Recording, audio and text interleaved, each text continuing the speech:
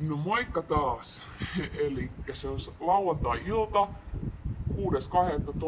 eli mun rakkaan kummityttöni Ellan ensimmäinen syntymäpäivä ja tietysti Suomen itsenäistymispäivä.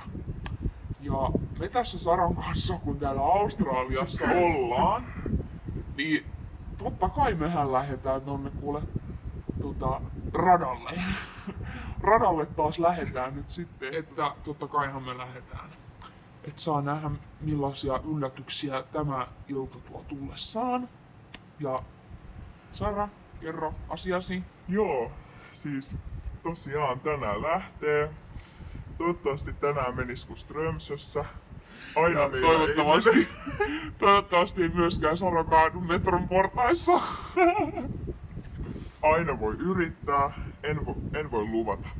Niin sitä vaan, että kuunia juodaan ja kohta olisi jo aika lähteä. Oho, sehän on jo kuule 20:09. Tässä pitää 9 olla jo. Oho, Että no. toivotaan, ettei meidän jenkkipoika oo siellä jo. Joo, kyllä Varoppas sen kuuliskossasi. joo, se on ihan empty. Joo, kohta Milloin pitää lähteä, että hauskaa tulee varmasti.